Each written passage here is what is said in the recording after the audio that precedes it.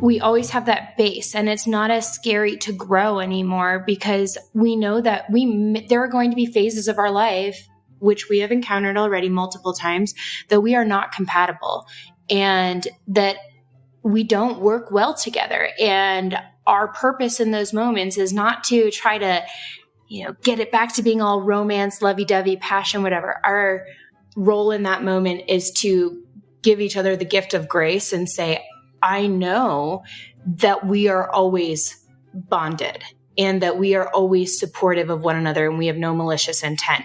So grow whatever way you need to grow and we'll figure it out. It might not be pretty.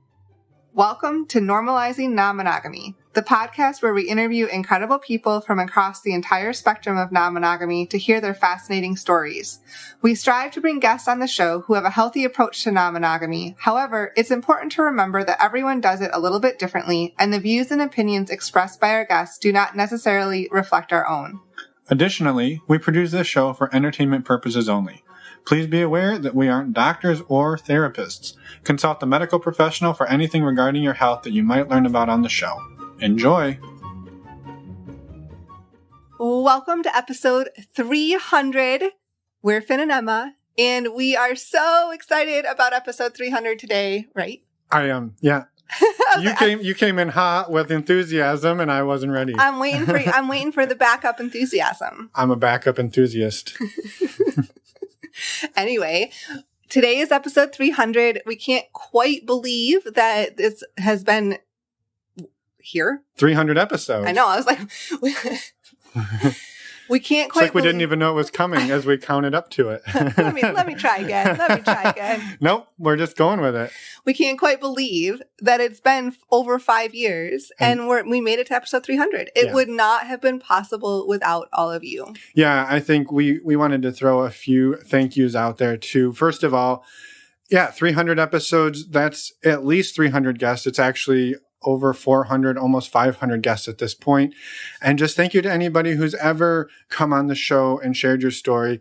This podcast really rides on your stories and your contributions. So thank you. Yeah, it wouldn't be possible without you. Nope. It would just be us doing really long intros and outros. And I don't think anybody would stick around. We also wanted to thank all of the collaborators that we've worked with over the years. We've been on almost 30 other podcasts, and we're incredibly grateful for all of you as well. Yeah, and the last shout out is a huge bucket of love and thank yous to our virtual community. Our community, they're not just virtual, they're in person. We've actually met so many of these people in person all over the world, and we are just eternally grateful to all of you for not just showing up and supporting our work financially through the monthly contribution to the community, but by supporting one another and supporting us emotionally and just with all of the challenges that go with navigating non-monogamy or even monogamy. It's not just a non-monogamous community. It's a community of people helping people. And we're just really, really, really grateful to all of you. We do feel like we have a community with a podcast these days, but both are amazing. And I also wanted just a quick shout out to all of you listeners out there and anyone else who is in the normalizing non-monogamy world, in our world. We're so grateful for you. And this podcast, again, wouldn't be possible without all of you listening and sharing with everyone else. Yeah. So thank you. That's to all of you who are listening. Even if this is your very first episode, you're in for a doozy and you've got 299 other ones to go listen to. And we're glad you're here as well. We do have a couple of exciting new changes coming up with the podcast and our community. However, we're not quite ready to roll all of them out yet. So stay tuned. I was like, be in touch, but that doesn't make sense. Be in touch. Stay tuned. You just sit in your car and we will come tell you when we're ready. Stay tuned for more information very soon. However, we do want to make it very clear that this podcast, this weekly podcast interview will not be changing format at all. We're going to be keeping this exactly the same. But we might be adding a few things. Right. That's what I mean. We're going to be adding things, but this episode, like these weekly episodes are not changing. Point taken. Yes. Yeah. And I know we also teased some new music last week that was potentially going to be this week. As you've already heard, we didn't do that. It did not happen. But it is still coming and we are super excited for it. And yeah, just letting you know, it's not off of our radar. It's on the radar and it's coming. So thank you, everyone. We're celebrating episode 300 and we're rocking and rolling and ready for the next 300. And so to celebrate 300 episodes, we brought back for the third time Chloe and Drew. Yes, we didn't even say it. This week, we are talking to Chloe and Drew. This is actually round 3. This is the third time they've been on the podcast. We talked with them first back in October of 2019, almost 4 years ago on episode 89.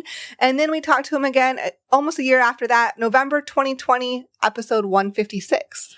Yeah, so we've had almost 4 years of history of talking to these two and seeing how their relationship has changed. And again, you don't need to have listened to part 1 and part 2 to get a lot out of this. Actually, this conversation doesn't even really talk about non-monogamy that much. It is about just life and relationships, relating to others and the work. I think a lot of it is the work that these two have done. And I love how much and how many times they remind us all how hard it is, how much they screw it up still, and how much work it is to get to where they are. But I hope you can really see and feel, I don't know, the love, the way that these two move through the world. And when you go back and you listen to that first episode to this one, it's night and day. Yeah. It's amazing. Yeah. So we're incredibly grateful to Chloe and Drew for coming on and sharing everything that they did. We love this conversation and we know that you will too.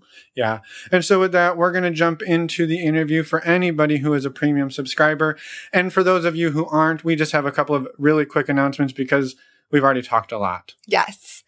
First up, if you're not familiar with the premium subscription, it's a way to skip these announcements up front, jump right into the interview, but don't worry, you still get important dates in the outro. To sign up, go to our website, normalizingnonmonogamy.com, and just scroll down on the homepage and you'll find links there. The next thing we wanted to mention was, once again, our virtual community, or our community that we've been building, the community with a podcast, if you will. And I know we teased it earlier, but if you want to be part of the episode 400 thank yous for the community, we highly recommend you check it out now. It's $5 a month. It is close to 300 members from all over the world who show up and support each other all day, every day. So nobody gets to feel alone anymore in that community. We do a monthly video Q&A. We do monthly men's and women's groups. We're also launching weekly support groups, peer support groups as well. We have been doing the weekly men's group since October. Emma launched the weekly women's group earlier in July. We are working to fill up a gender inclusive group and another men's group. So there are links on our website, normalizingnonmonogamy.com. Go under the community tab and you'll see 2 options there, one for the weekly group and one to join the community. And just to be clear, the weekly groups are still part of the normal community. They're just a little bit extra, a little bit bonus. They're additional. Yes.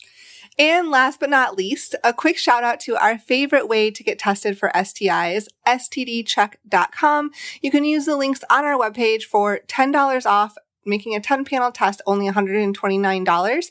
Also, using the links on the webpage support the show, which we really, really, really appreciate. stdcheck.com is simple and quick and discreet. We highly encourage you try it out. It's the way Finn and I get tested and we love it. Yeah, we've been using it for a long time and we've been partnering with STD Check for almost the entirety of our podcast. And just another huge thank you to anybody who's used the links in the past. That financial support is huge and helps us keep putting this content out every week. So helps you, helps us, and helps everybody. And with that, a final reminder, reach out to us, send us a voicemail, send us an email. You can find all of that on our website under the Contact Us button. And now... Oh, those STD Check links, they're under the Resources tab. Yeah. Or in your podcast player. Yeah. I trusted they could find them. I trusted them too, clearly. It's all good. It's a good reminder. All right, here we go. Let's go talk to Chloe and Drew for the third time, but definitely not the last. Let's go. You want to do it? I'm excited for this one. I am too. Episode 300, by the way. Yeah. That's a pretty exciting milestone. A milestone. Yeah. And what was fun is the last time we talked was almost half of our life ago. Episode 156 was the last time we talked. So we're real close. Yeah. So welcome back to the podcast, Chloe and Drew. We're excited to get an update. It's been almost 3 years, 2.5 years since we've talked to you. And this is like the third time too. So thank you so much for agreeing and wanting to come back and share. Yeah, absolutely. Thanks for having us. Yeah, we are excited to catch. We've been catching up for a few minutes, and we said, you know what, we need to hit record because these are updates we need to get. So maybe before we get all of the updates, could you introduce yourselves and then give us the 2 to 3 minute overview of your relationship until this point that we maybe covered in the last 2 episodes for anybody who didn't go back and listen, even though they should have. Yeah, that's a great question. So we're Chloe and Drew, and very grateful to have a third opportunity to come back and share. And a lot has changed, I think, for all of us, especially in the last 2.5 years. I think everybody can probably relate to that in some way, right, with COVID and all the changes and so forth and what that impact had on everyone, but us specifically, just in terms of our growth and relationships and where things have been. Yeah. Let's see. Okay. 2 to 3 minute overview of our relationship. Roughly. You can bend it a little bit, Chloe. Here we go. Speed version. We met in high school, my first day freshman year of high school, and started dating a year later. Got married a couple of years after that, right out of high school. Had lots of growing pains when, especially like growing into adulthood together. And after our daughter died, we grieved separately a lot. And there was emotional infidelity on my part. There was a lot of neglect towards our relationship on Drew's part. My part. And we worked through that and talked about the opportunity to do ethical non-monogamy. We discussed it for about 2 years, and then we decided to pull the trigger, had a really rocky entry into it. We still tried to figure out exactly what we wanted to do versus swinger, poly, what all these labels mean. And the last time we had talked to you guys, the first time we talked to you guys was after we moved to Colorado and we're starting to explore again and had the orgy story from the last episode. Yeah. And last time we talked to you guys 2.5 years ago, we were in a much better place than we were the first time. However, I would say that even at that point, like now from then to now, it feels like a very different relationship and experience that we've worked through. Yeah, we've definitely done a lot of growing, especially since we moved to Colorado. But I mean, even again, since the last 2 years. The last 2 years we've made a lot of changes in how we communicate and how we speak to each other. We have really worked on setting a lot of hard boundaries and moving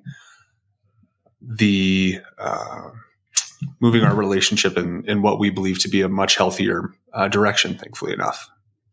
Yeah. I think I want to elaborate, if you don't mind, on the hard boundaries. I think we learned the difference between rules and boundaries. And I think we're able to identify in ourselves what we wanted for our own individual boundaries and our couple's boundaries for sure. Yeah, I love that. And that's a juicy place to start, but maybe it's a great place to start because I think it's so that distinction between a rule versus a boundary and what they mean for each of you. I feel like that is foundational. If we could all come to our partnerships understanding even just the difference between those two, holy shit, would life be a little bit easier. Right. and so maybe that's a good place to start. Like what does that look like for you two? Or maybe what is the difference, a rule versus a boundary for each of you where you are today? Do you want me to take this one? Okay. So a rule for us is trying to have your partner take responsibility for your emotions. For instance, jealousy.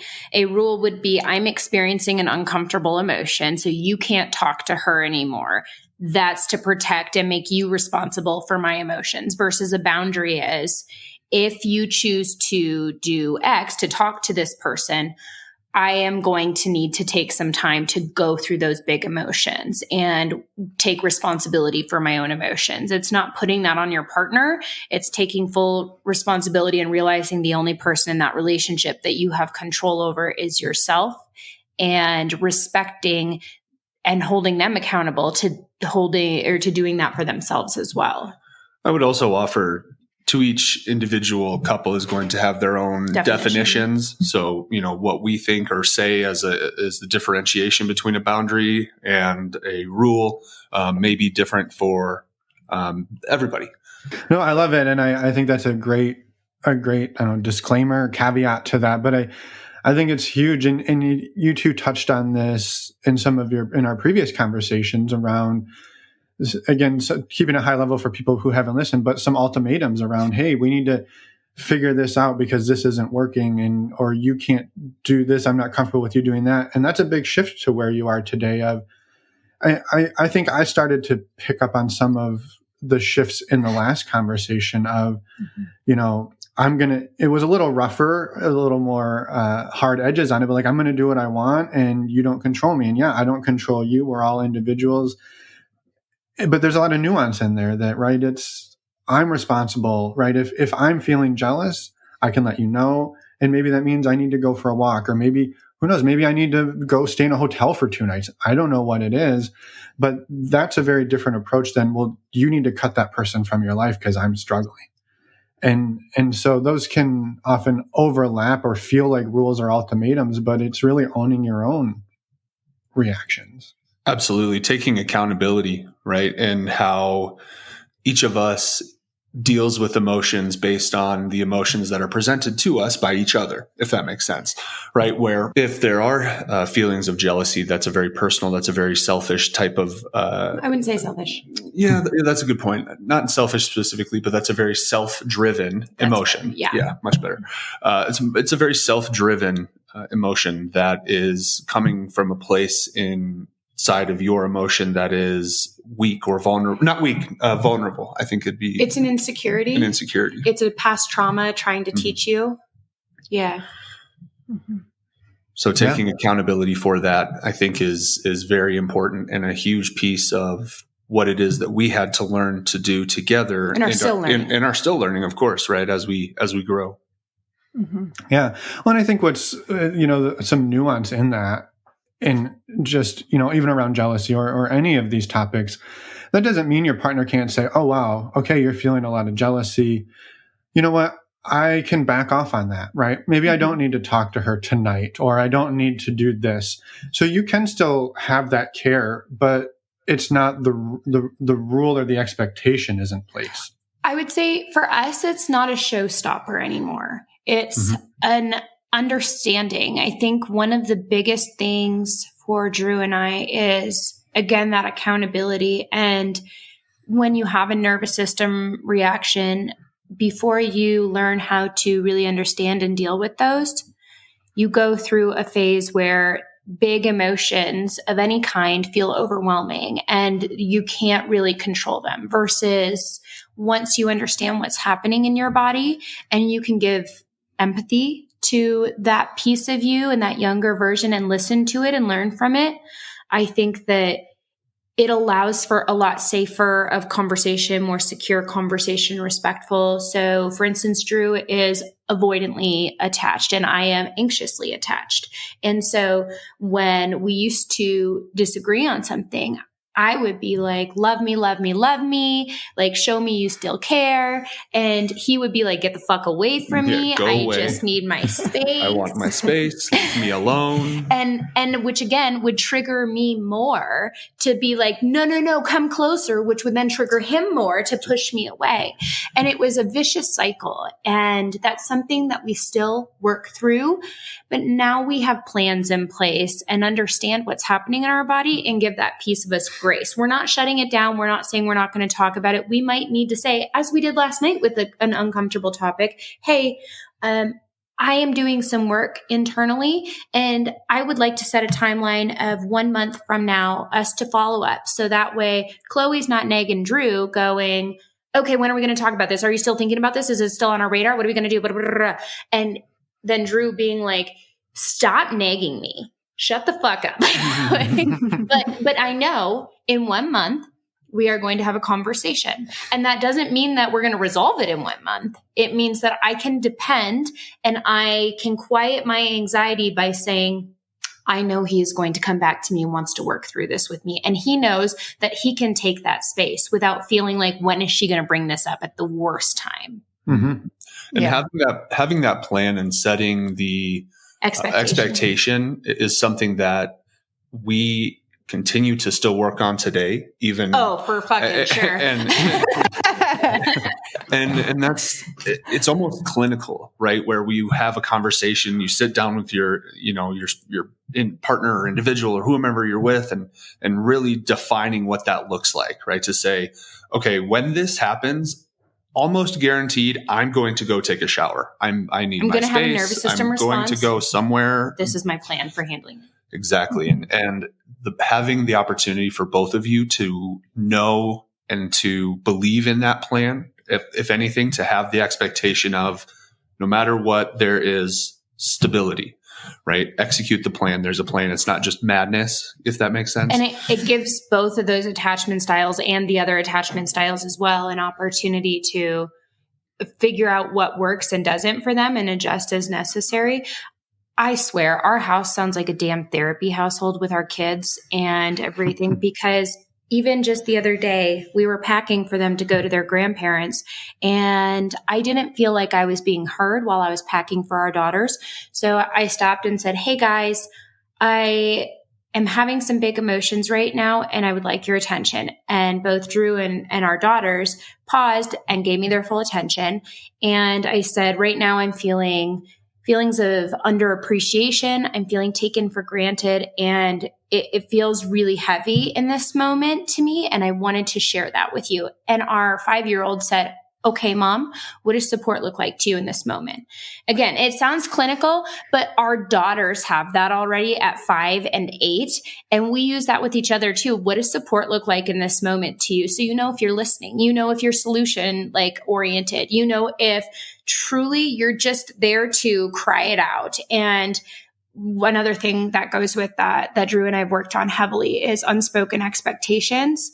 And I can't say to him, can you go take this laundry downstairs and put it in the wash? And he goes, sure. And he goes and does it.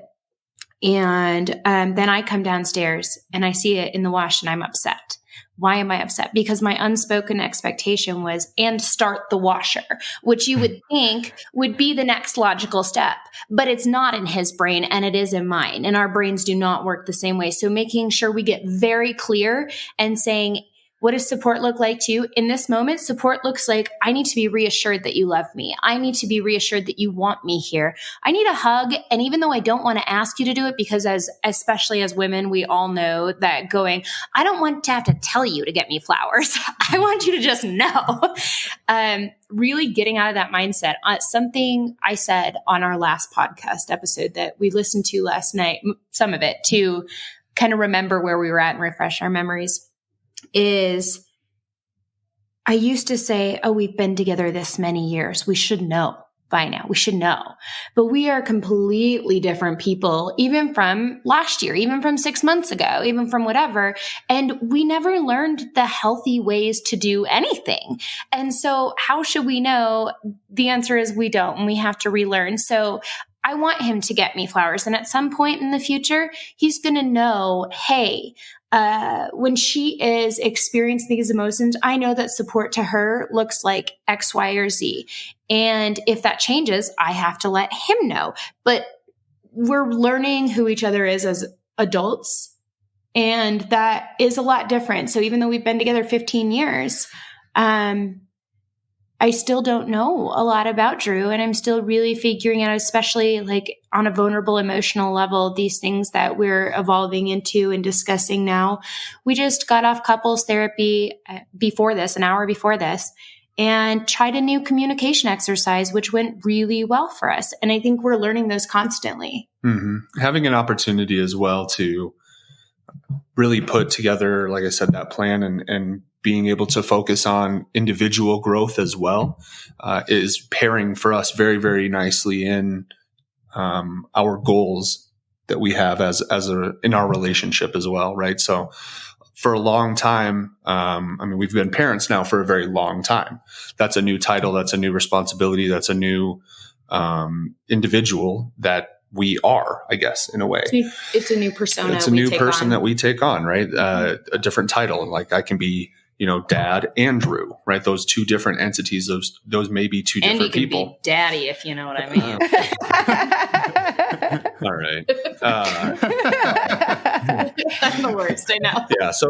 But again, these titles bring a new, different version of you as a person, as an individual, and that person and individual is going to grow and change as well, right? How my advancement as a father is totally different. I parent now differently than I did a year ago, than I did 5 years ago, so forth and so on. So again, it stands to reason, right, that every relationship that you have and every role that you experience in your life is going to continue to change and evolve and grow, and being willing to adapt and learn and grow in the same direction is something that was very important for us. I think not even in the same direction for us. We grow in opposite directions all the time, but I think at this point we have a solid foundation to where that's not as scary as it used to be. It's okay when we branch off. I just imagine a big tree and we branch off a million times over and figure out what we like, what we don't like. Some branches are longer than other and have gone, over longer. Some are short and we say, oh, don't like that. But we always have that base, and it's not as scary to grow anymore because we know that there are going to be phases of our life, which we have encountered already multiple times, that we are not compatible and that we don't work well together. And our purpose in those moments is not to try to, get it back to being all romance, lovey-dovey, passion, whatever. Our role in that moment is to give each other the gift of grace and say, I know that we are always bonded and that we are always supportive of one another and we have no malicious intent. So grow whatever way you need to grow and we'll figure it out. It might not be pretty. And like we said before we got on this call with you guys is, life's a shit show. And whoever says that it's easy and pretty and perfect, I'll show you a liar because stuff happens and you're not always going to be in fucking cloud nine. There are many times where I have only let Drew survive the night because orange is not my color, being a redhead. I can't go to prison for that. Yeah, that's the long and short of it. I love so much of that. And I think in there was a couple of things that I just wanted to maybe highlight. One of is the incompatibility, right? And so I've helped produce Libby Simbach's podcast, Making Polyamory Work, and she has a really great episode called The 9 Relationships of a Modern Marriage. And she talks about this where it's, some of them are like eating or sleeping. And like the sleeping one is a really easy one to pick up because, well, we have some friends who, one of them has a partner where she's a really light sleeper and he snores. So they don't actually sleep together. They sleep in separate beds, but they are still partnered. And so it reminded me back of in the last conversation, you two kept saying it's us two versus the problem, right? And if the solution to the problem is we get 2 beds in 2 different rooms and maybe we have to soundproof one of them, well, then we've solved the problem, but we didn't have to throw away the partnership.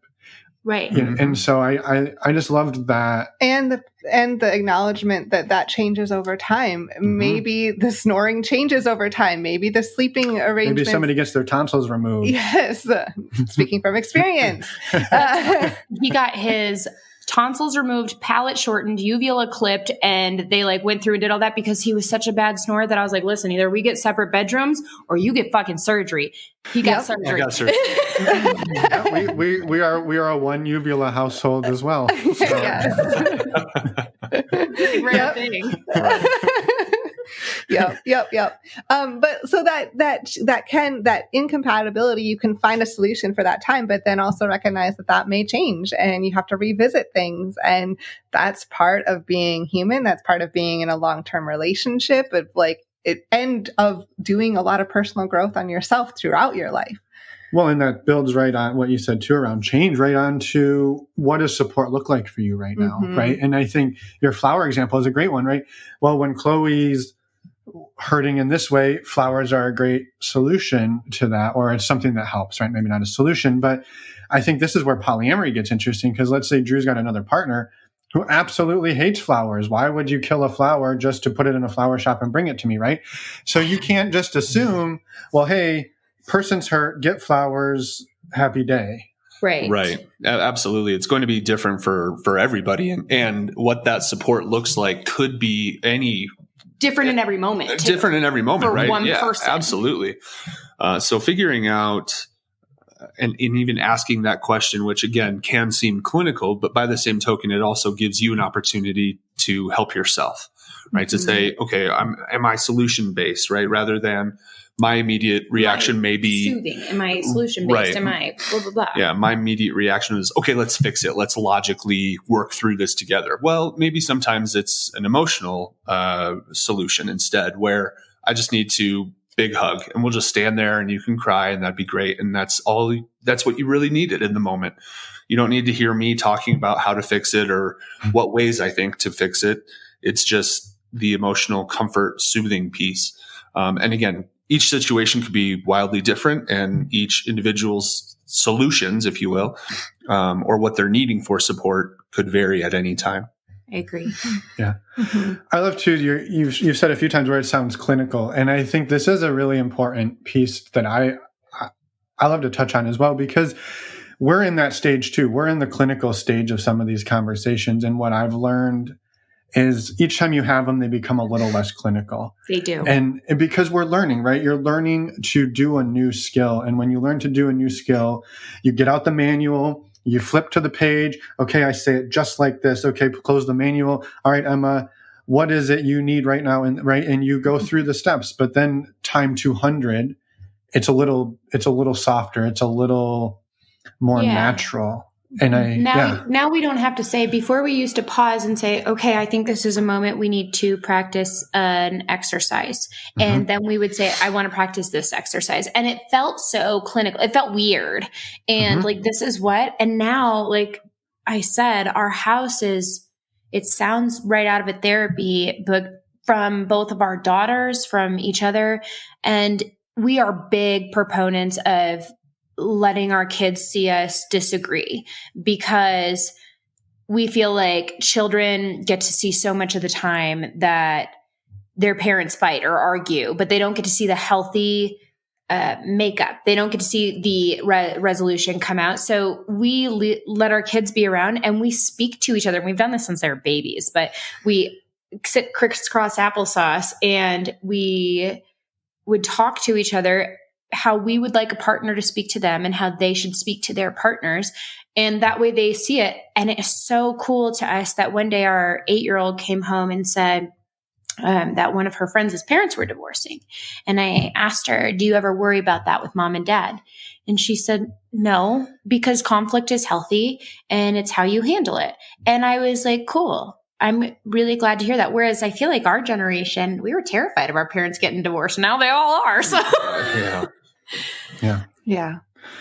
I appreciate just everything that we jumped in. I mean, we jumped right into the deep end of this conversation. Yeah. And I love it. And I have a quick question too. Like, obviously we jumped right in and there's been so much growth.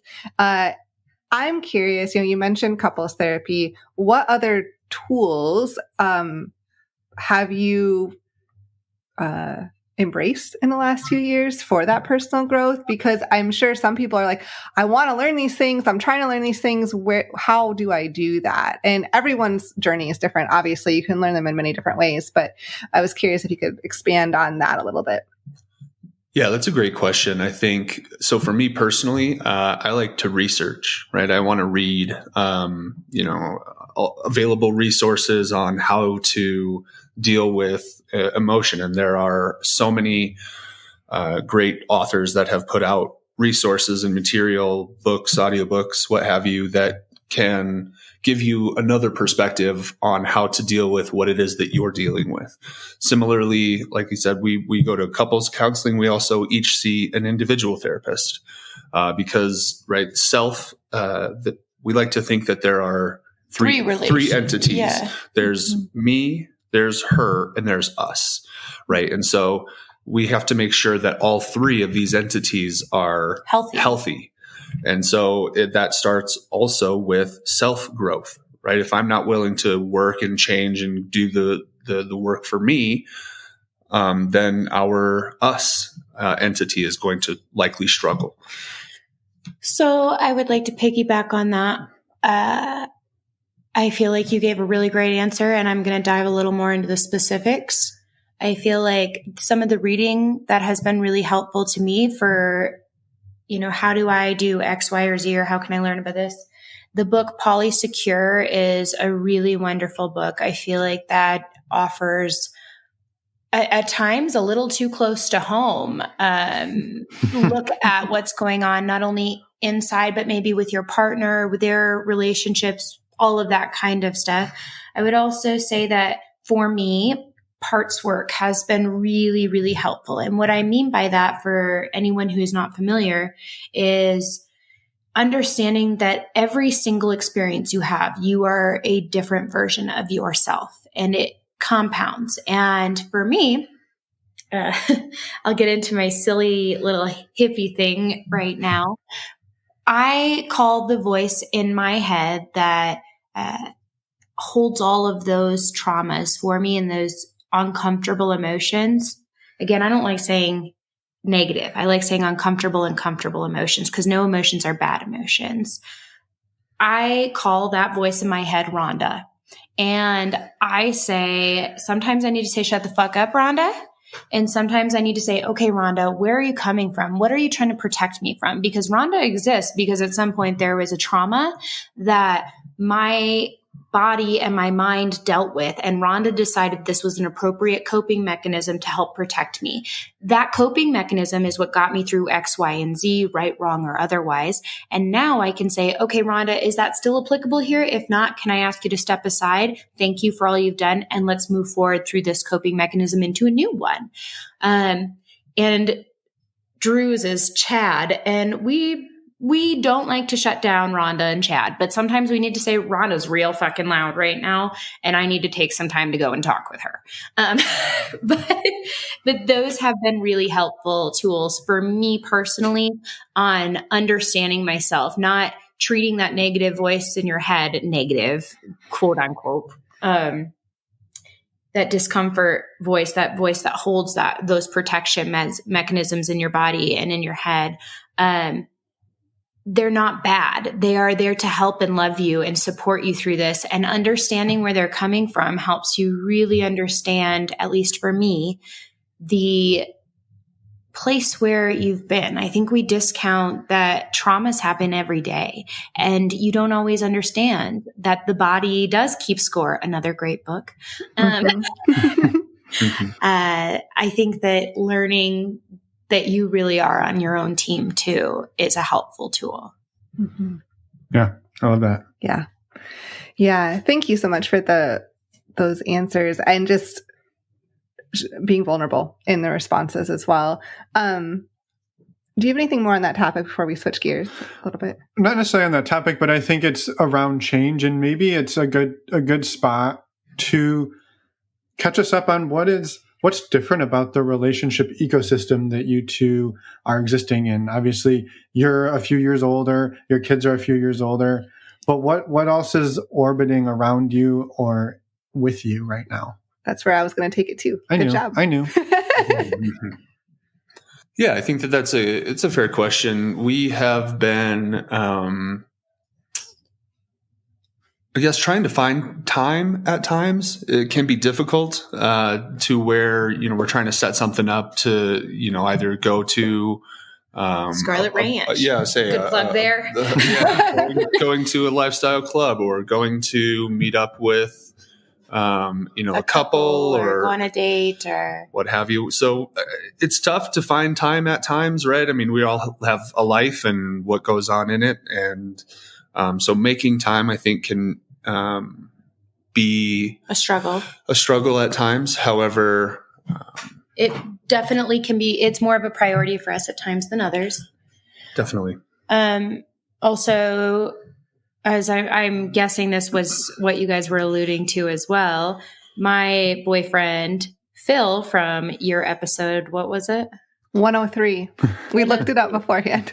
So yeah, that's an amazing plug for you guys. I know last time we talked about the connections that we were able to make friend-wise and other. And on one of your meet and greets, I met one of my really good friends, Jason, who I've now been friends with for 3 years, talk on the phone regularly, we've actually never met in person.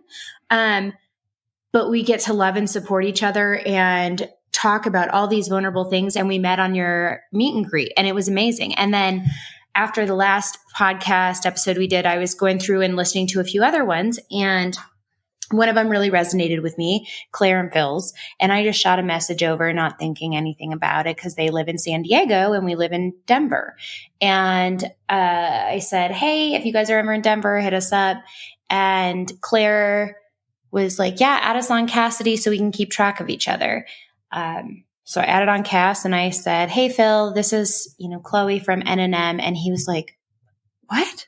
And we had a conversation and here we are almost 3 years later into dating. So got that from your podcast as well. The gift that keeps on giving. Really? Yeah. But that's a big transition though, to go from, and I know your trajectory has woven in partners and more like swinging play parties, but then partners and swinging and play parties. And it seems like it's still a bit of a potpourri of both of those. Mm-hmm. But 3 years into a partnership is nothing to sneeze at. And so how has that transition gone for the two of you for the three of you, I suppose, or the four of you, to foster those and support that? That's a whole different set of skills and tools to bring in. Not to mention a long distance relationship too. Right. Yeah, it's another good question. It has brought a lot of opportunity for vulnerable communication.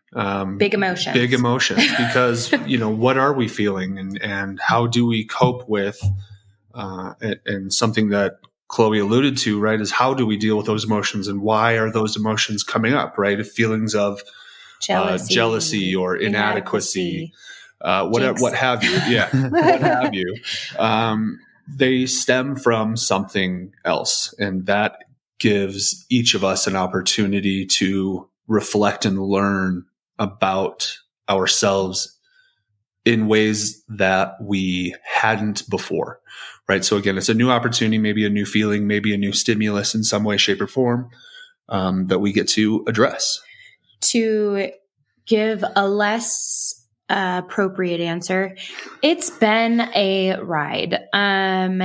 There have been amazing times and there have been really shitty times. There have been good growth, mistakes, feelings hurt, all kinds of stuff. And we are the first to admit that we're still always growing. I understand that, Phil and I are almost 3 years into our relationship, but that doesn't mean that we have it all figured out. And, when we started talking, I thought it was kind of weird because I was like, I'm not sure what's going on here. What am I feeling for this person? And so when I told Drew about, I think I'm having feelings for this person. And he's like, well, when is he flying here? Because I'm not sending you out to meet a serial killer. And, and we'll invite him into our home. We don't go. We don't play that. So then he flew out 2 weeks later and I picked him up from the airport, and straight away we went right to meet Drew for lunch. And I was like a damn sports forecaster. I was looking back and forth when they would talk. And I was like, I wish there was a manual, like when your boyfriend meets your husband, what do you do? And you're sitting there with them. Right. And like, it was the most uncomfortable experience for me because I didn't know how to behave. I didn't know, I felt guilty because here I love both of these people. What do I do? I've never been taught or coached on how to show affection to more than one person without it being disrespectful. And it was a learning experience. And then talking to Drew about things. So how Phil and my relationship works is one weekend every month or almost every month, we fly back and forth. I'll either go to San Diego or he'll come to Denver, and we spend one weekend a month together. Some months we have to skip if kids' activities or, you know, whatever. And we adjust, but that's pretty much consistent. And working through a lot of those things, how much does Drew want to hear about it? How much does he not want to hear about it? What does, you know, those boundaries in Drew's and my relationship look like versus mine and Phil's, and how do they cross over and interact at times? And is that something we're okay with? We're not. Meeting Phil's wife, Claire, again, a manual would have been so helpful of like, you're meeting your boyfriend's wife. Now what? And at that weekend, I also met his wife and her boyfriend and his wife and her significant other. And so it can be overwhelming, and it really makes you process a lot of things. And I think the biggest thing for Drew and I was talking through those and being vulnerable enough to not seem like we weren't trying to grow, just by saying like, this makes me feel fear of abandonment. This makes me feel uncomfortable. This makes me feel sad. This makes me feel whatever. And learning that you're not necessarily asking for anything to change as much as you are acknowledging what's happening in your body and trusting your partner to talk to you about it and to like expect that you want to love them in those moments. Yeah. Would you add anything to that? Not specifically. I think that, again, right, the opportunity is for growth, and being put into new or uncomfortable situations allows for new opportunity for growth. For sure. And it's not always fun. It's it's rarely ever fun, actually. Well, yeah, it's called growing pains for a reason. Yeah. And I'm curious on your end, Drew, have you had any other, I guess, partners or interest in that or along the way? Yeah, that is a good question. I would offer, yes, I have definitely had situationships. Yeah, maybe is a good way to put it. But it's also very difficult, and something that I'm sure has been talked about 5 million times. But being a married man trying to find or date, somebody who is single or maybe available, is very, very difficult in this day and age.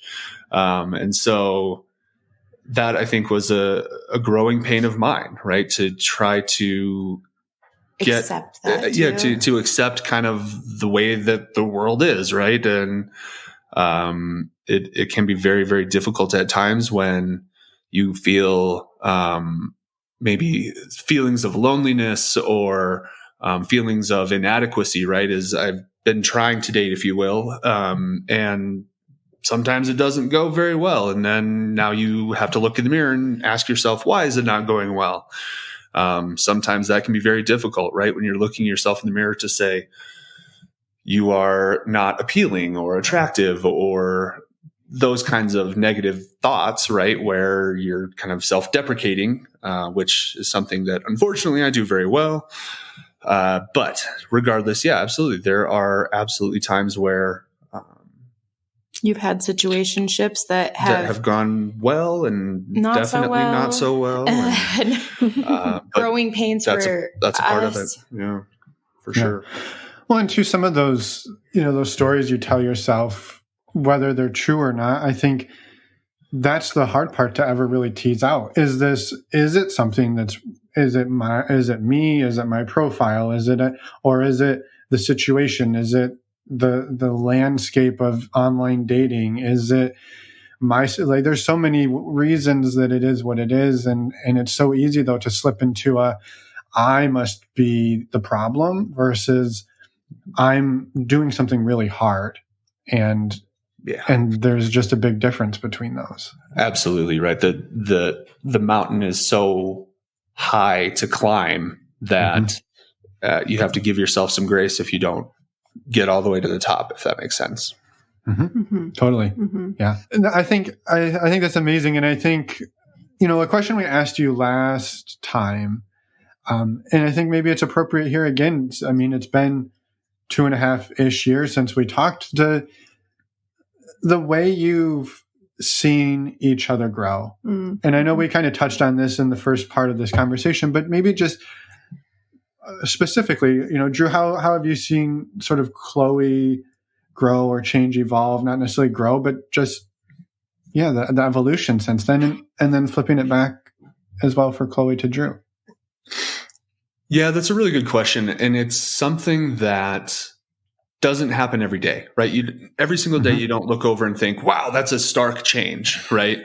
But it does definitely come in the moments that are presented in conflict most for us, I think, is when we show our growth. When we show our progress most, it is definitely in a time of conflict, because the way that we used to conflict was World War III. Very unhealthy in a lot of ways. Very, very unhealthy in a lot of ways. And so thankfully now, even in those moments of conflict where you are experiencing big emotion, there is still a moment of recognition that we can have, even in, reflecting or looking back, to say, wow, that conversation went so much better than it could have.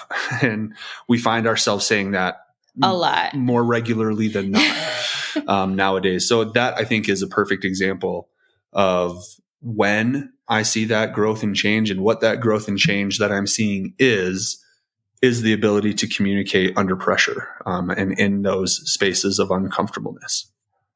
Yeah, I definitely rarely shout out, fuck you anymore and walk away. But well done, Chloe. Thank you also for your kind words, babe. I think the biggest change that I have noticed in Drew is his willingness to choose to trust me. Most people think, of course you trust each other, you're married and blah, blah, blah, blah, blah, and you have to have all these things. It's not the big things that I'm talking about. It's the little things. It's as Drew has coined, micro reinforcements. And, whether it's like him saying, hey, Chloe, you bought like 6 pairs of sweatpants, and I'm going, yeah, that's all it was. Like, it's a micro enforcement encouraging distrust. And I think that he and I we've sat down several times and said, what are your non-negotiables in this relationship? Am I able to meet all of those? Is somebody else willing to meet them? Like, whatever those look like. His ability to say, even when my insecurities are talking to me, I am going to choose to trust you. And I am going to say to that insecurity, I hear you. And I am choosing to trust her. I am letting her into that vulnerable space. And that's really difficult for him. And I mean, that's difficult for most people. But I think with you, it has been a really large journey, and you've done a phenomenal job at choosing to be vulnerable and trust me when everything inside you wants to protect you. For sure. Yeah, and this is not to paint you as the villain, Chloe, but you've shared examples that have probably reinforced that distrust or made that trust harder, right? And so coming back around on that is that's a huge shift. Yeah. I think that, we had a conversation just the other day about previous like infidelity and stuff. And we both are very big on taking accountability and responsibility for things. And Drew wholeheartedly admits his part in that, and I wholeheartedly admit mine. And even at this point, I don't refer to it as a mistake because it legitimately is what saved our marriage. That does not mean that I don't feel remorse for the pain it caused and whatnot. But we discussed it just the other day because I don't even remember how it came up, but it was something where I said, feeling like you're going to get crucified for a decision you make at any point in your life, and that's going to follow you. That's a really hard pill to swallow. And he said, it's so funny because in these moments, I don't feel like I'm crucifying you as much as I'm crucifying myself for having these big emotions still pop up. And I was like, that's incredibly valid. And that gives a whole new perspective because I never would have thought, you know what? Like my narrative that I was creating in my head was, oh, he's crucifying me for X, Y, and Z. But in actuality, he was like, she has done nothing but show me that she has evolved and I can trust her. So I'm mad at myself for experiencing this big emotion that I feel like I should be over. And realizing that logic doesn't always match up with emotions, I think has been something that we are working on heavily, and allowing two things to be true at the same time. You can forgive me and I can forgive you. That doesn't mean that we still don't hold that place in our heart that remembers and feels hurt. And I think to piggyback on that just a little bit, and something that we've been discussing is the differentiation between your logic brain and your emotions, right? Those two things are so wildly different.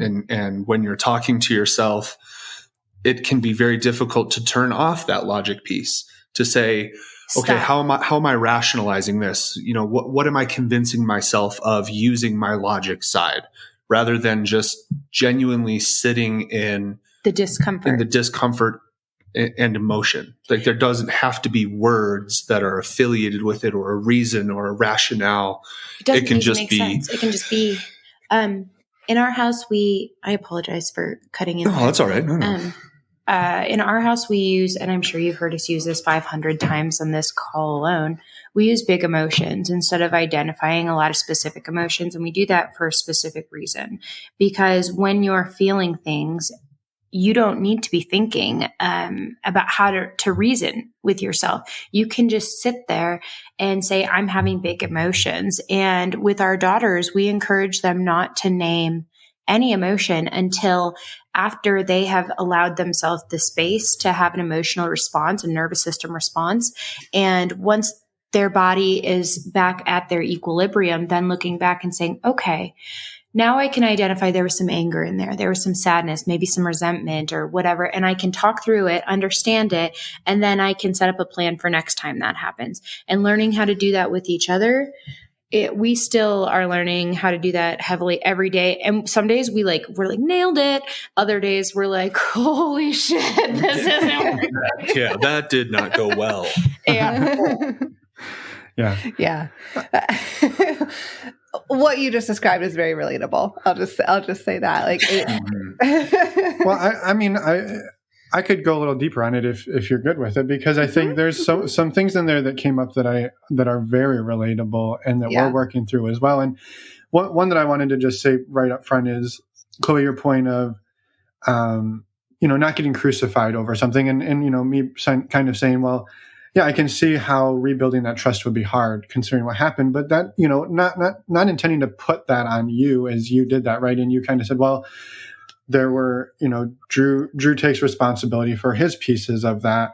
And I think this is an exercise we've done and actually tried to stop doing is, you could try to find the beginning of that thread, right? But you will never find it, because every time Chloe's like, well, you did this, Drew. And Drew's like, well, I did it because you did this. Well, I did that because you did this. And you could sit there for 24 days And you would never find the beginning of who started this. And it's also all based on memory, which is another thing. And perceptions, because our truths are not always the same. We will have a conversation and say, my truth is this. And instead of defending yourself, to say, I believe you. I believe that, and I can empathize with those big emotions. Do I agree with you? No, my truth is different. How I interpreted that is different. That doesn't mean that you're wrong. It means that two things can be true at the same time. And all I'm asking for is empathy, which can be really hard to do when you're also experiencing those big emotions. Yeah, definitely. I think that that perception and people's ability to interpret is so wildly different. And I guess I'll just speak to our experiences. So Chloe and I do not think alike not in at all. Almost any way. We are arguably stark opposites in 100. Almost every facet. So we can read a single line of text and we will come up with two wildly different conclusions, even though we're reading the exact same 10 words, if you will. But we turned it into a game now. So what we like to do is we'll be watching a TV show together and we'll pause and be like, what do you think the direction this is going to go? And like, he will say his and I'll say mine. And we'll be like, what the fuck? I didn't even think of that as a possibility. And then the other thing we tried to do, we started playing this stupid like block game, right? On our phones. It's just a little block game. And we challenged each other to play it the way that the other one plays. So Drew sits there playing this game and he thinks about every single move. And it takes him 2 minutes to make a move because he's thinking about the potentials, possibility. And I'm just sitting there like, here we go, everywhere, swiping.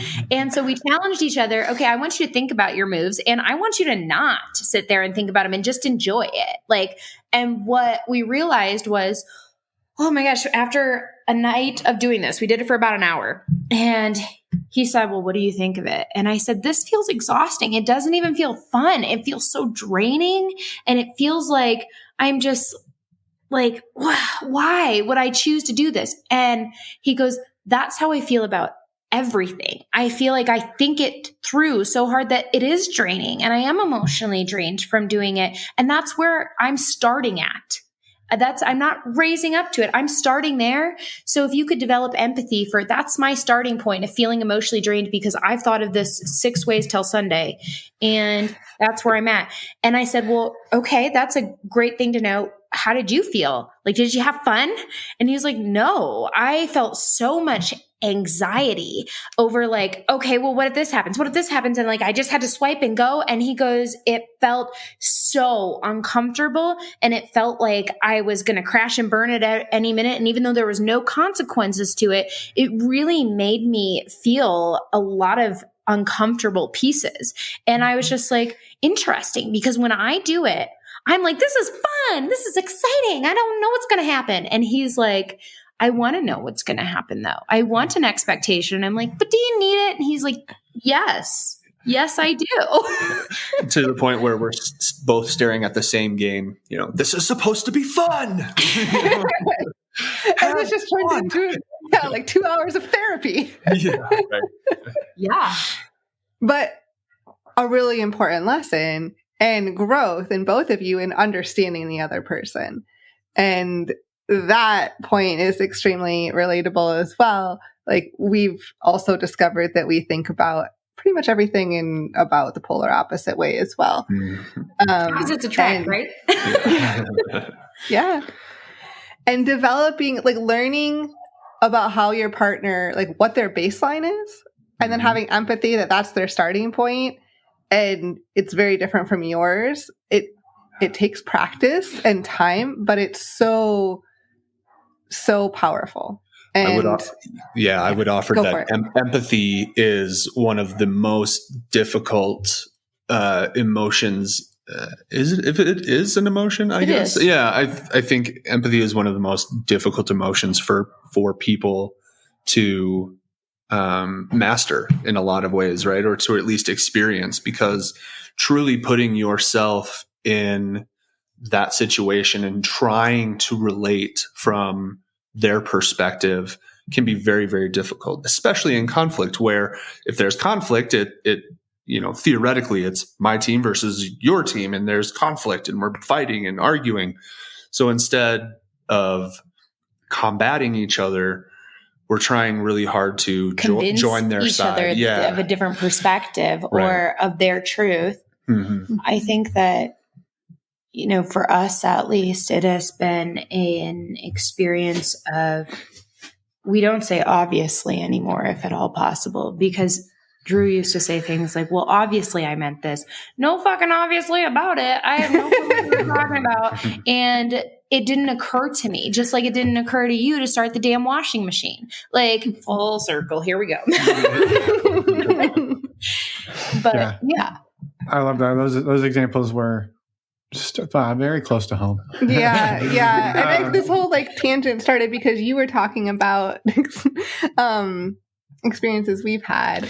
And one of those I think is still relevant to what we're talking about was around when the emotions, when the emotions come up, that I guess I'm going to maybe project into here, because there's some things that we've had happen over the last few years that have brought to light a lot of resentment and distrust. Mm-hmm. And what happens is, when I get to a place where I'm triggered, activated, whatever word you want to use, my ability to not use those as, unfortunately, weapons, right? They come up, well, you did this, you did this, you did this, you did this. And it's like, yeah, that was a long time ago, or what. And then I'm like, well, but you did it last week. And I can find all of the ways to twist it. But being able to, in those moments that you're feeling that, say, this is that time I need to go for the walk. This is the time I need to go do whatever. I need to go jump in the shower, as Drew said, right?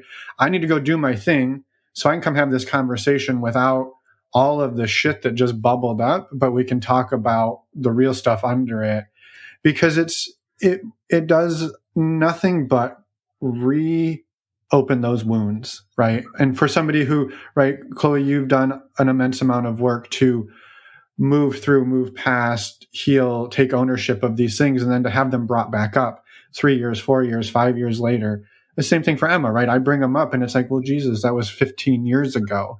And I don't need to bring that up, but in the moment it's quick to go to it. Well, it's a defense mechanism for you. Yeah. And so absolutely. I think that ability to say, this is a thing that's come up. I could say the shitty thing, or I could go take a walk and I can talk in an hour about this in a calmer way about the real problem. And those are not easy skills. And because you have to do it, you have to do something that's unnatural while you're fired up, while your partner's probably fired up, and you have to be able to walk out of it, go do your self-care, and come back to it. Good luck. It's hard. Yeah. And I think that that's the easiest way to put it is it's hard and it's difficult. And is it obtainable? Sure. Yeah. But it takes so much practice. And like we said, the first 6 months of learning those new phrases it felt just awkward. And I was like, is this even worth it for us? Because it did feel so uncomfortable. And today, even, like I said, we were on couples therapy about an hour before this, and we tried a new communication exercise because I am very much able to articulate what's going on in my head and heart. And when they differentiate what I'm feeling, Drew is more quiet and an internal processor. The exercise that we just did in therapy that we both really liked was when you identify that big emotion and that uncomfortable emotion, identifying where it's at in your body. And normally for me, it is right at the end of your sternum. And it just feels like that's where I feel that uncomfortable emotion. And that's where Drew was feeling it too. So I turned to him, I put my hand on the spot where he felt it. And I looked him in the eyes and I repeated words to him that we had agreed on, that this is what's coming up when I'm having these uncomfortable emotions. Here's what you could say to combat them. Do I believe them? Am I able to take them in all the time? No, not all the time, but sometimes I do. And if we do it enough times, if you tell me enough times, Chloe, you are an actress, I'm going to start trying out for movies. And eventually you're going to believe that you are enough, that you are loved, you are safe, you are secure. I care about your emotions, and this is important to me. And choosing to reinforce those things in those moments, not talking about the context at all. Our therapist has same therapist as we've been seeing now for 4 years. She has helped us identify that a lot of the times the context gets in the way of what's really going on. Is it the issue from 15 years you're upset about? Probably not. But the last time you remember feeling that big emotion, or one of the times you remembered, is what's really driving it, that emotion behind it, and saying, I'm holding resentment right now, and it's making me remember every time that I felt like this. And I am having a hard time not trying to make you feel guilty for it or bad, because I don't know how to handle this and I need to get it out some way. And there are going to be times where I think each individual person needs to offer themselves some grace, because you can be the most practiced individual at these mechanisms or practices that are trying to help or soothe or comfort or communicate. But there are going to be times where you roll out of bed. Listen, I'm triggered and my top completely blew off. I cannot communicate effectively right now. And we have said that exact same thing to each other so many times where, listen, I know you want to talk about this. Yes, you see that I'm clearly triggered, but I can't talk to you right now. Like I can't communicate effectively. And I think that that's okay to be able to say that, because it's only going to, do more damage. If you really just try to, wing it, it's only going to cause more hurt and damage. Right.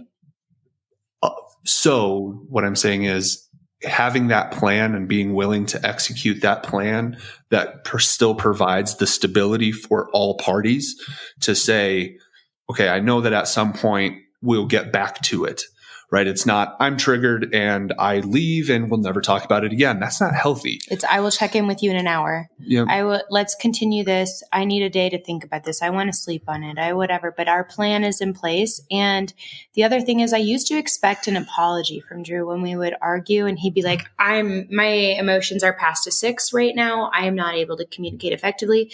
And then when we would reconvene, I'd be like, are you sorry you weren't able to communicate effectively? Is that what you're going to tell me?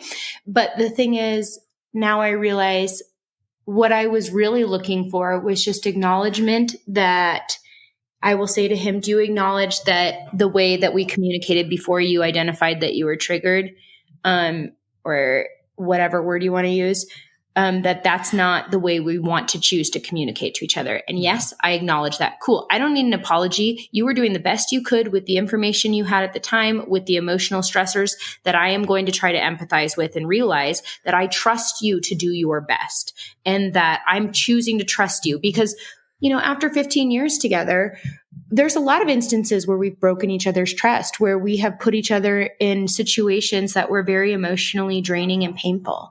And we could sit here and go back and forth all day and try to yank that string until we figure it out, but it's not helpful. So saying that, I'm choosing to trust you, even though I have past experience saying otherwise, even though I'm feeling insecurities, even though Rhonda's telling me like, not today, to be able to say that I choose to trust you, and I am going to actively talk back to Rhonda and say, we are choosing a different path. And that's not easy. No, it's not ever going to be easy.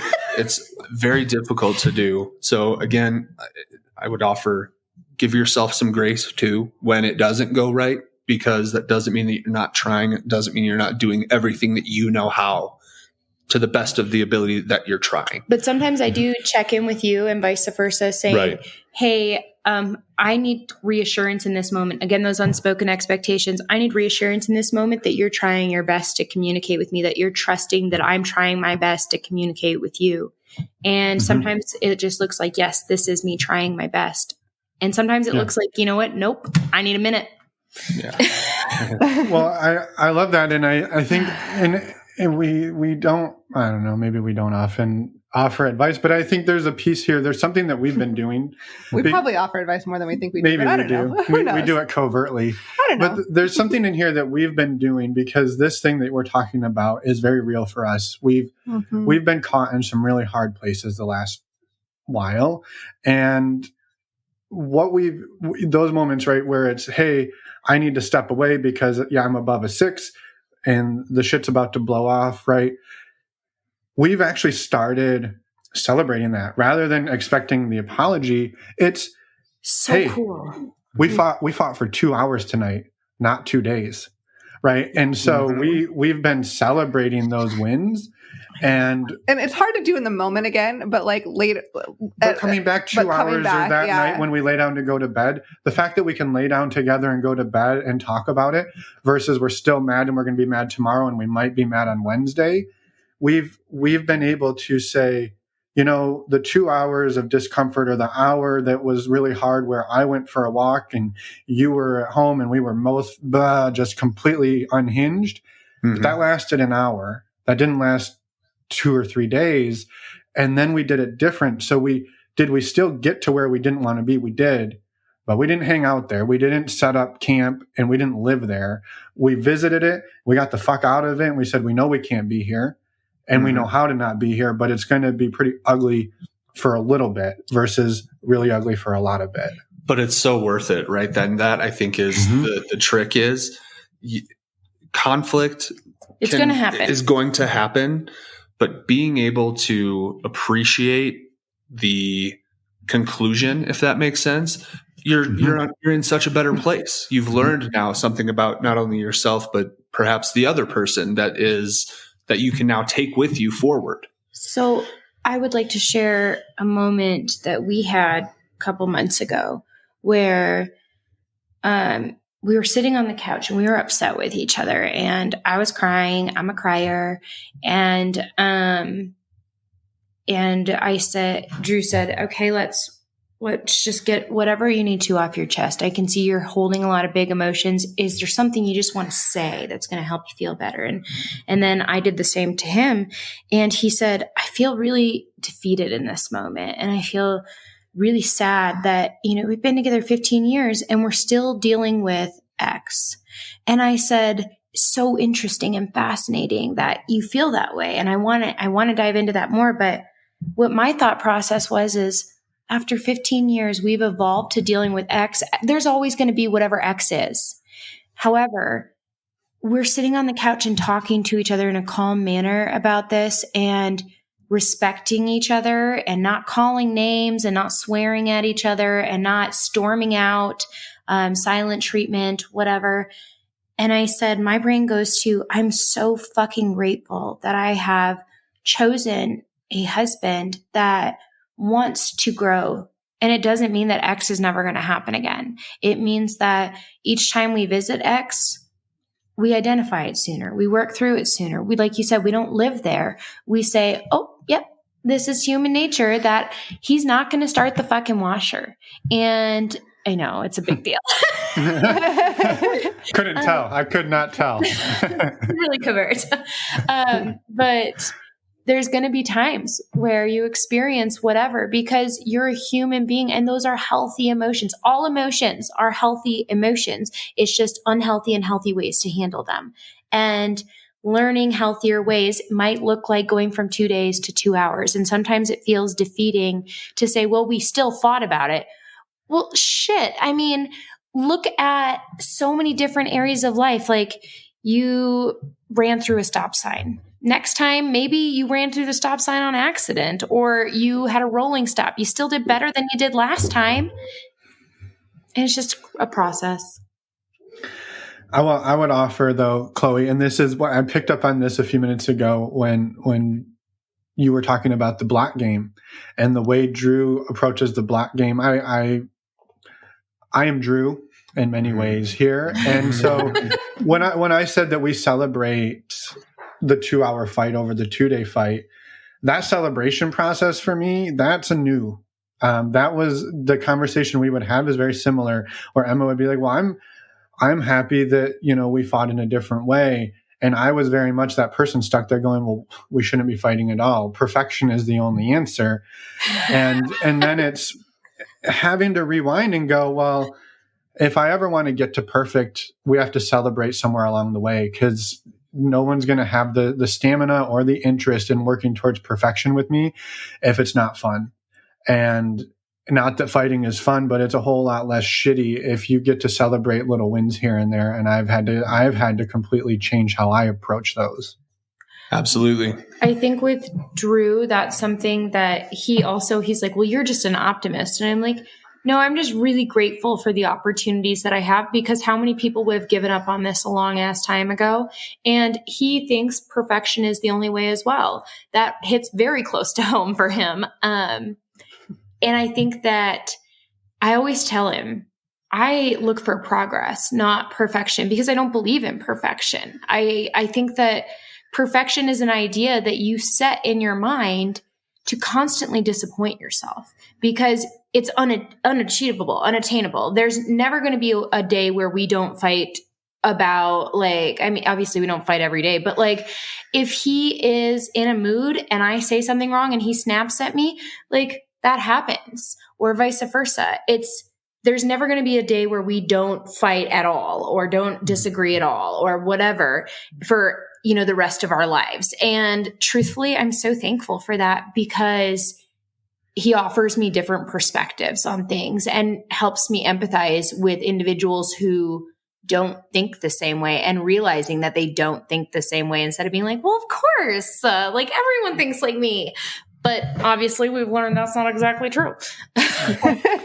And for some reason, it took some of us into our mid-30s to figure that out. Here we are. And here we are. Yeah. But hey, Drew, we're on the path to perfection about it. I can feel it.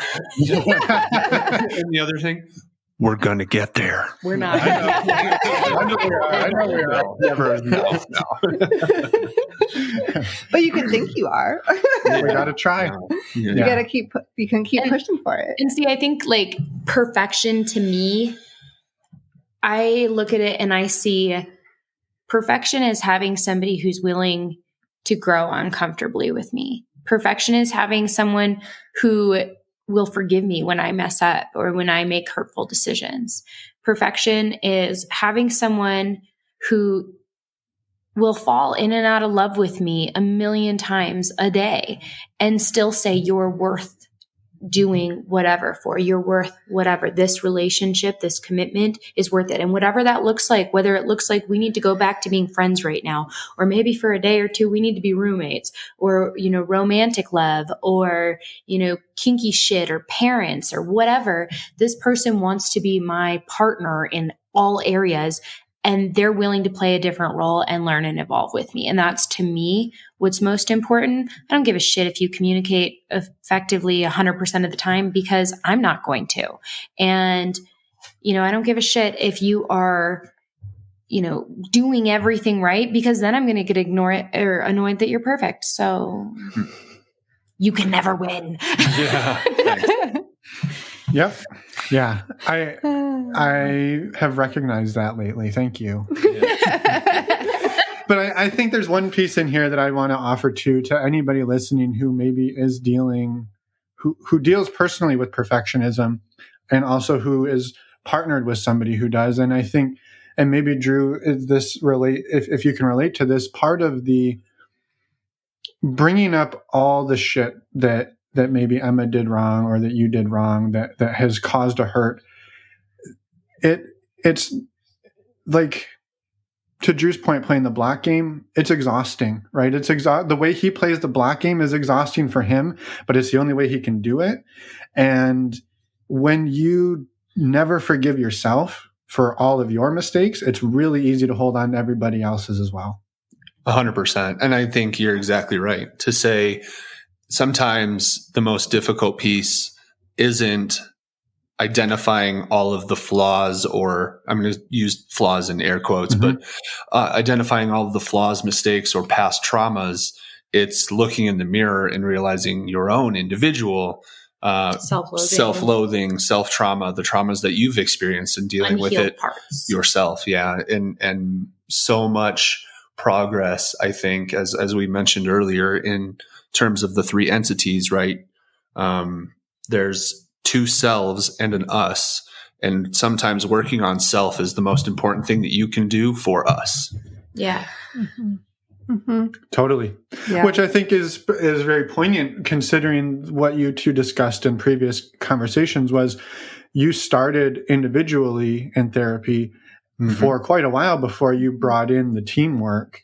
And I think that's really, really critical. And we've experienced something similar where you can show up to couples therapy all day long, but if I'm still stuck in these mindsets, we're just going to keep bashing our heads together and just paying $200 an hour to do it instead of doing it for free, right? And right. Yeah, exactly. Yeah. And I will offer too, one of the difficult things that I've encountered with polyamory too is that my relationships, like we talked about, having different expectations, support, communication styles, or whatever. I will notice that when Drew is upset, it puts a more shining light on things with Phil. And when Phil and I aren't doing well at things, I notice that I lean more into Drew. And it's very interesting to see how that evolves, and the evolution of, I suppose, learning how to navigate all of those different relationships, and then still keeping my version of self and my version of Chloe and Drew and my version of Chloe and Phil. Mm-hmm. It's incredibly difficult. Yeah, no, that's being able to keep, to maintain your sense of self.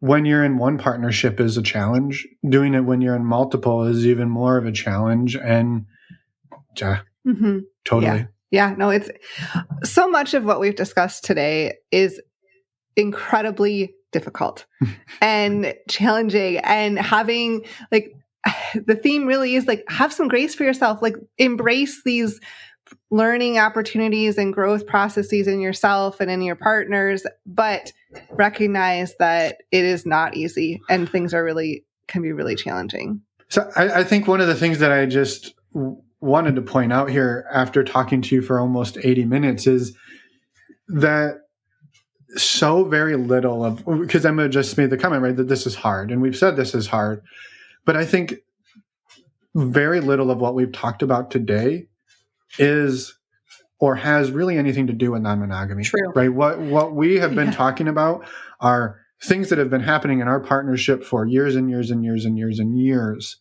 probably since day one, that we've been packing down and building a foundation on that is not a great foundation, but we didn't know any better. And now we're figuring out a different way. Did non-monogamy play a role in that? Probably. It probably was something that shone a light on it. It's not the only thing that could have shown the light on it, but that was the thing for us. Seemingly that was the thing for you two.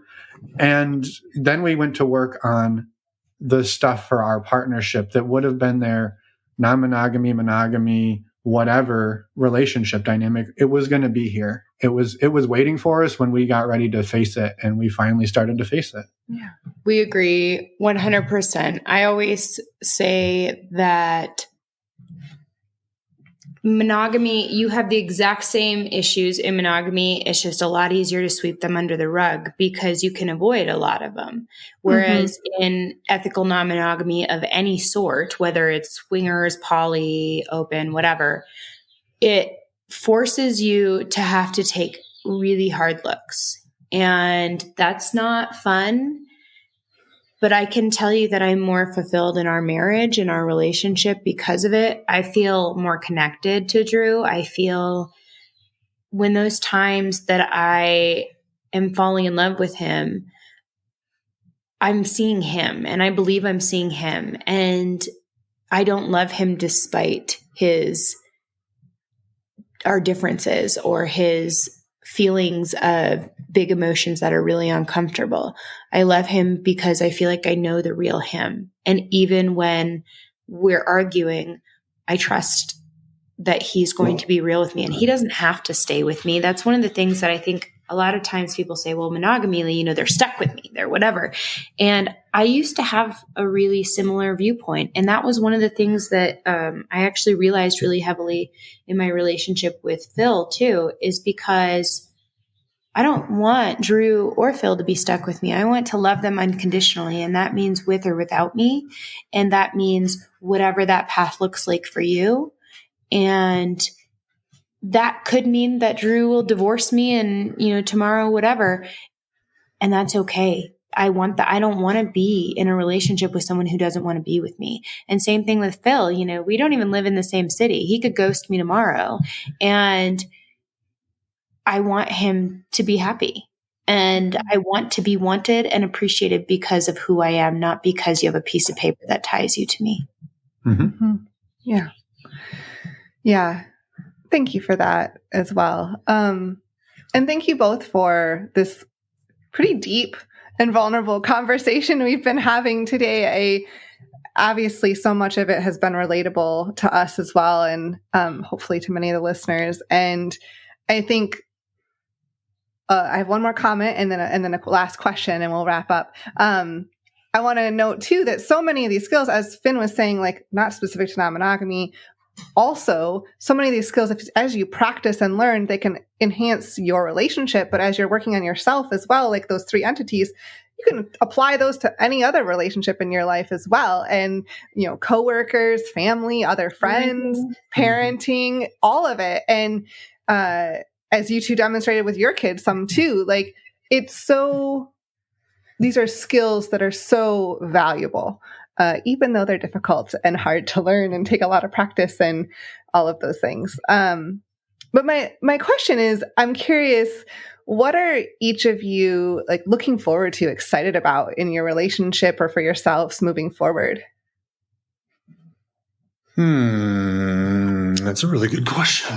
What am I looking forward to? I'm looking forward to growing old, because this person is the person that I want to spend the rest of my life with, because we're going to continue to grow. And as we continue to grow, we're going to continue to get better. And the good times are great times.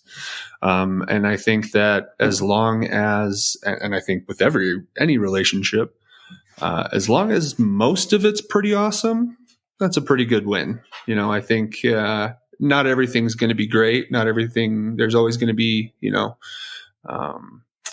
always going to ebb and flow in some way, shape, or form. So as long as when it ducks down a little bit or when there's conflict, that, as Chloe mentioned, when you're willing to believe in the trust of growth, and believing in that person, it's worth fighting for. I like that. I love it. Not a very perfectionist answer, but okay. I know. You're willing to accept imperfection. I love it, Drew. I'm learning. I love it. I'm trying. I love it. Yeah. I would say the thing that I am looking forward to in our relationship is continuing to watch you realize your value and your significance and how much I always tell you that you are one of the most beautiful souls that I have ever encountered. And I really think that one day you're going to truly feel that within you. And I'm really excited to see how much that grows and helps our relationship grow. And then having me be able to receive that back from you. I think that's exciting at that prospect to me. I think in myself, what I am excited at in myself is realizing slowly that I have a lot of areas that even though I've done a shit ton of work and I'm going to continue to, I still have a lot of unhealed wounds. And the safer I feel in my relationship with Drew, I feel more capable of tackling those unhealed portions and learning to work through those and continuing to reparent myself in the way I deserve is something that I really appreciate because it gives me a whole new sense of calmness within. Mm-hmm. I love it. Yeah. No, thank you both. And yeah, I don't have any more words. I don't have any more words other than thank you both. And we are so incredibly grateful to know the both of you, that we've had, to have this follow-up conversation even a few years later. And we survived a pandemic together. Yeah, We did. right? Yeah. Yeah. Somehow. And we haven't even had sex yet. Well, guys. Episode 600 just around the corner. Well, by that time. Yeah. And thank you very much for having us. It is always a great experience for us to come on the show and talk with you guys again. It feels real. Yeah. And it's a great opportunity to share. Well, and like I said, we listened to parts of our old episode to see where we were at, and it was cool because sometimes you get so caught up in the day-to-day that you forget how far you've really come. And those silly memes that they say, like, growth doesn't look linear. It looks like this, but when you're in it, you're like, this is stagnant. I've plateaued. We're not doing anything. We're not growing. We're whatever. And then you look back 2.5 years later and you say, holy shit, this is where we hoped we would be. And now we're continuing to go further. I love it. Yeah. That is amazing. I think that if everyone's good, is a wonderful place to say. I would agree. Perfect ending. Yeah. No, it's the fucking perfect ending. We've achieved a perfect ending. I thought we were getting rid of perfection. No, you got to give me a little perfection. That was the perfect ending. Just a tinge. Okay. Just a tinge. Just a tinge. Well, thank you both, and we will do it again for sure. Episode 600, I'm counting on it. Or before. Thanks, guys. Love it. And we're back. Way to celebrate together. Celebrating episode 300. Yep. We were talking earlier about how do you celebrate on a podcast? It's tricky. It is. So we're going to go and eat some of the apple fritter that we bought 3 days ago, and we're still trying to eat because it weighed as much as Emma's head. Because it was so big. And best news, we had 2 of them actually. So we've just been sustaining completely this weekend on apple fritters. Anyway. That's how we celebrate. Actually, we were celebrating our wedding anniversary. It was. Apparently, this weekend we celebrated with apple fritters. Yep. 11 years, that's the apple fritter anniversary.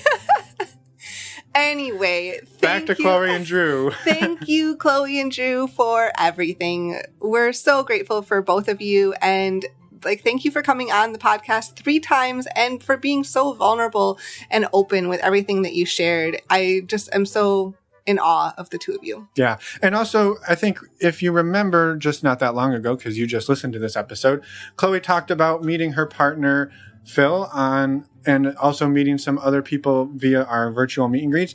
Those are not gone forever, but they are gone for the rest of this month, and they'll be back in September. Correct. Just wanted to make that note. Yes. For anybody who was like, hey, how do I meet awesome people all the way across the country and fall in love with them and then be in a relationship? Yeah, come to our virtual meet and greet. You just wait a little while. Or join our community. Join the community. There you go. That's a good segue. A reminder, go to our website, normalizingnonmonogamy.com. You can find podcast show notes there, links to the community weekly groups, links to on the resources page, stdcheck.com, and contact us all there on our website. And with that, next week, we have an interview with Jeannie. It's wonderful. So come back and listen. Do you have anything else to add? I was just going to say the other thing you could do on that website is get yourself a Give Love t-shirt. Oh, yeah. There's a lot. Right on that homepage. Yeah, it's a one-stop shop for anything you could ever want. Watch out, Google. We're coming for you. Watch out, Amazon. Here we go. We got a long way to go. We got another 300 episodes to go at least. At least. All right. We better stop before we go down more rabbit holes. All right, everybody, we will see you in 1 week. But until then, take care of yourselves. Take care of each other. Bye, everyone. Thanks for listening.